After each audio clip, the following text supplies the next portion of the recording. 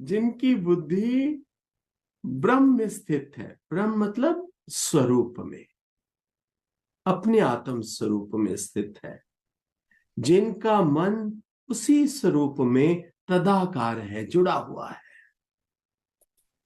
जिनका मन उस आत्मा के स्वरूप में, आनंद के स्वरूप में, प्रकाश के स्वरूप में, ज्ञान के स्वरूप में, मौन के स्वरूप में, अद्वैत स्वरूप में, जिनका मन तदाकार है, तदाकार, और परमात्मा में ही जो स्थित है,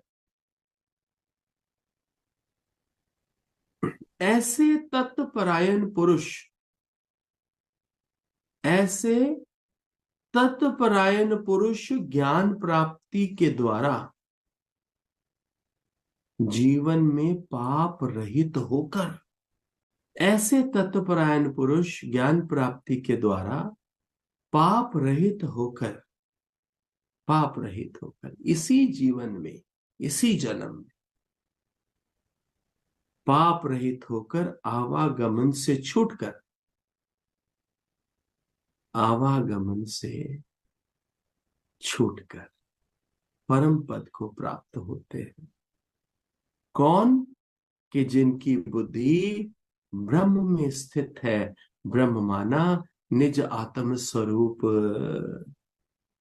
और जिनका मन ब्रह्म में ही तदाकार है और परमात्मा में ही जो स्थित है, ऐसे तत्परायण पुरुष ज्ञान प्राप्ति के द्वारा, ज्ञान प्राप्ति के द्वारा पाप रहित होकर, आवागमन से छूटकर परम पद को प्राप्त होते हैं।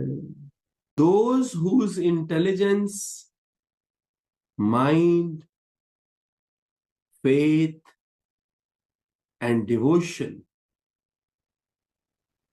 are all fixed in the Supreme, and whose impiety has been thus cast off through knowledge.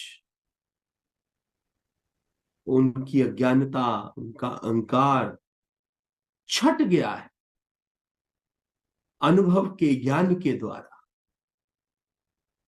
And whose impiety has been thus cast off through knowledge, go to that place where one does not take birth again. मोक्ष धाम को प्राप्त होते हैं इसी जीवन में जीते जी।